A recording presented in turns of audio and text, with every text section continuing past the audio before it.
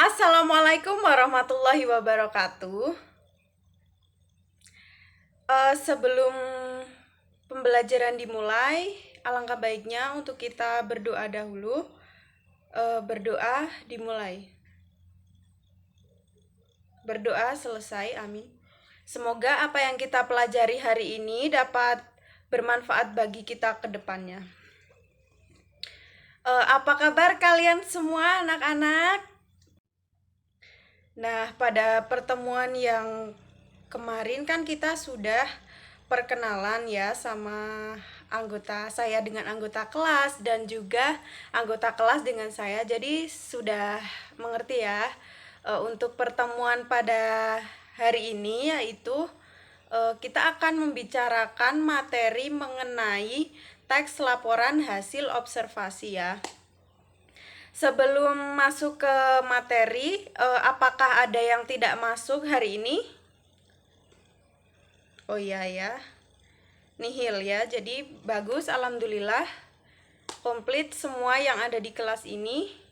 Semoga kalian semua diberikan kesehatan dan juga tetap menjaga kesehatan kalian.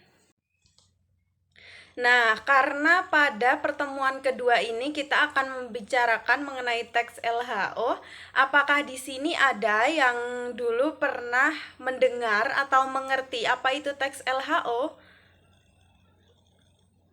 Oh, baik-baik. Ya, iya. Baik. Jadi, teks LHO ini merupakan teks laporan hasil observasi atau teks pengamatan terhadap sesuatu. Yang diamati itu berupa objek.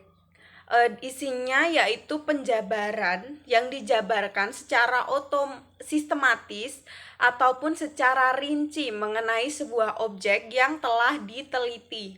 Atau teks LHO juga dapat disebut juga sebagai laporan karya tulis yang menjabarkan secara rinci objek yang telah diteliti. Nah, kemudian yang selanjutnya yaitu apa sih tujuan dari teks LHO tersebut? Teks LHO yaitu berisi atau menyajikan data. Data yang dimuat itu sistematis ya, tadi yang saya sampaikan. Terus isinya juga faktual, tidak boleh dikarang-karang, harus sesuai dengan apa yang telah diteliti begitu ya, serta objektif, yaitu sesuai dengan apa yang diperoleh saat penelitian. Atau yang saya sebut tadi yaitu tidak dibuat-buat. Nah, itu tadi merupakan pengertian dari teks LHO ya. Terus yang kemudian yaitu ada ciri-ciri. Ciri-ciri yang pertama, ciri-ciri dari teks LHO yang pertama yaitu yang pertama, seluruh informasi bersifat objektif atau tidak dibuat-buat ya. Berarti itu tadi berdasarkan dengan apa yang diperoleh saat kita meneliti sesuatu. Kemudian yang kedua yaitu objek yang dibahas itu umum, bisa berupa benda, lingkungan, dan lain-lain ya. Terus yang dituliskan itu, teks LHO itu juga dapat dilihat dari segi pandang ilmu. Berarti isi dari teks LHO itu di dalamnya mengandung unsur pengetahuan gitu yang dapat disampaikan kepada pembaca. Terus pembahasannya sistematis, terperinci, dan juga objektif. Yang kelima yaitu dapat dipertanggungjawabkan kebenarannya. Oleh karena itu, seperti tadi yang saya bilang, yaitu bahwa isi dari teks LHO tidak boleh dikarang. Karena nanti apa yang kita sampaikan ini akan menjadi asupan bagi pembaca begitu ya. Kemudian untuk yang selanjutnya yaitu fungsi dari teks LHO.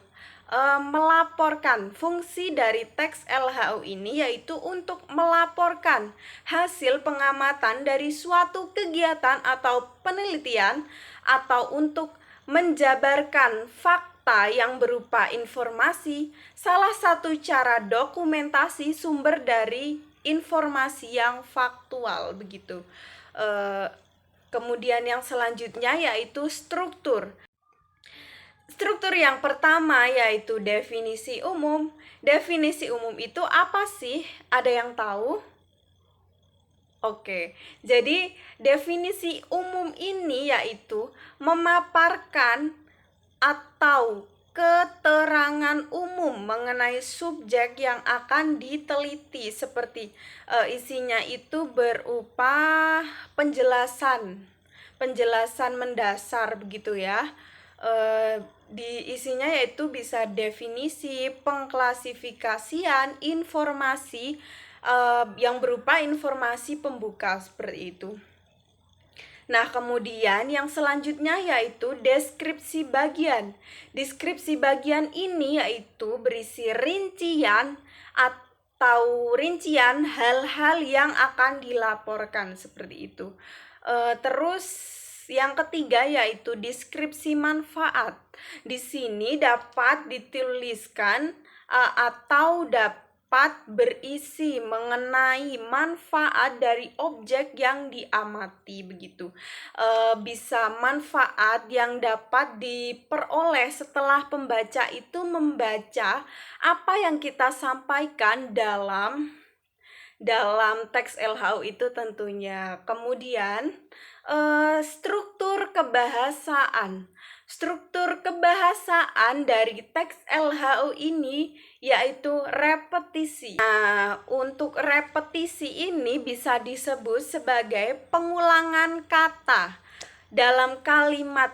Contoh ya, dalam kalimat bakteri dapat hidup di tubuh manusia bila kebersihan badan tidak dijaga.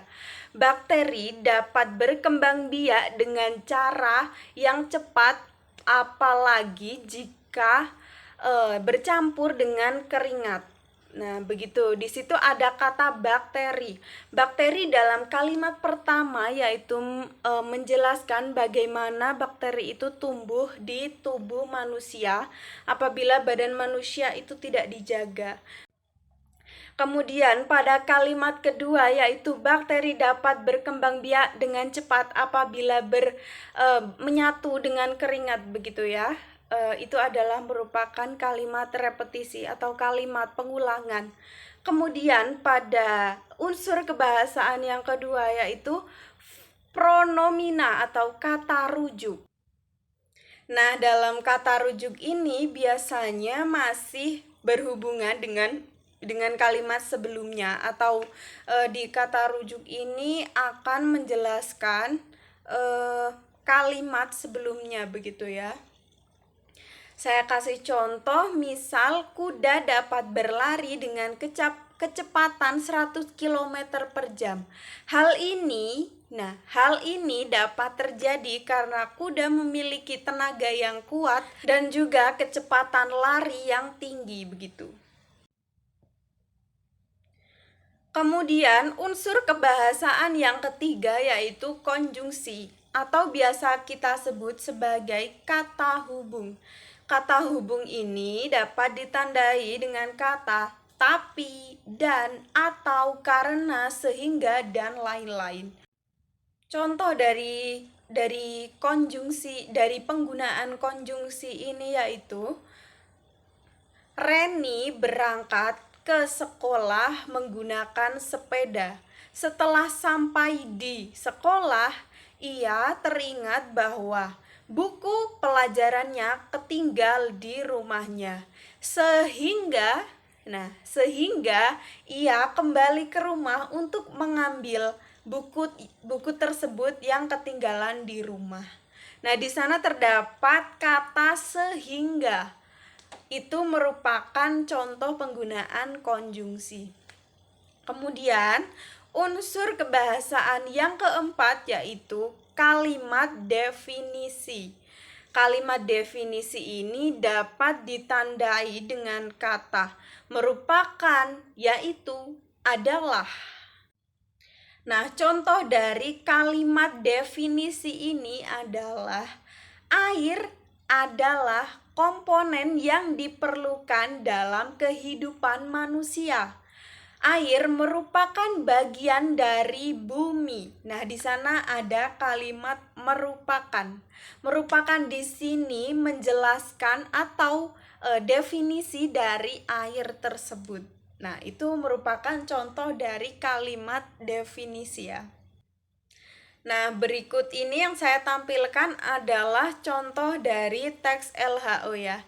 Kalian cukup memperhatikan apa yang saya tampilkan saja, tidak perlu membuka buku paket begitu ya. Contoh dari teks laporan hasil observasi, bagian yang pertama yaitu pupuk kandang merupakan pupuk yang paling mudah ditemukan. Pupuk kandang ini dapat didapatkan dari kotoran hewan termasuk seperti ayam, kambing, kelinci, marmut, atau sapi. Pupuk kandang selain mudah didapat dan murah, ternyata juga lebih bagus dibandingkan dengan pupuk kimia. Nah, di sana terdapat kata merupakan yang merupakan penjelasan dari pupuk kandang. Begitu ya. Untuk bagian yang kedua yaitu tanaman yang dipupuk dengan menggunakan pupuk kandang ternyata lebih kuat terhadap penyakit dan juga subur. Daun dan bunga pada tanaman yang dipupuk dengan menggunakan pupuk kandang akan lebih banyak. Tanaman pun terlihat kuat dan juga sehat. Sedangkan tanaman yang dipupuk dengan pupuk kimia memiliki daun dan bunga yang lebih sedikit. Nah, di bagian kedua ini atau pada paragraf kedua ini yaitu deskripsi bagian. Bisa disebut sebagai deskripsi bagian karena di dalamnya berisi rincian hal-hal yang akan dilaporkan seperti. Nah, selanjutnya yang terakhir yaitu deskripsi manfaat. Pada paragraf yang ketiga yaitu deskripsi manfaat ya. Karena di sana menjelaskan mengenai manfaat dari objek yang diamati yaitu pupuk kandang yang bermanfaat bagi tanaman yang lebih bagus digunakan daripada menggunakan pupuk kimia ya. Nah, itu tadi merupakan penjelasan atau pertemuan kita yang membahas mengenai apa itu teks LHO. Kesimpulannya, teks LHO merupakan teks laporan hasil observasi yang di dalamnya berisi mengenai penjabaran apa yang telah kita peroleh setelah kita meneliti sesuatu begitu.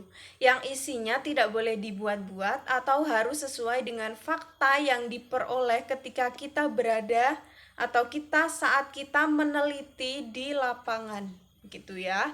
Itu merupakan kesimpulan dari dari pertemuan kita pada hari ini. Nah, kemudian untuk penugasan yang akan kita bahas pada pertemuan selanjutnya. Nah, pada pertemuan selanjutnya kita masih akan membahas tugas kalian ya. Karena saya akan memberikan tugas untuk kalian membuat teks LHO ya.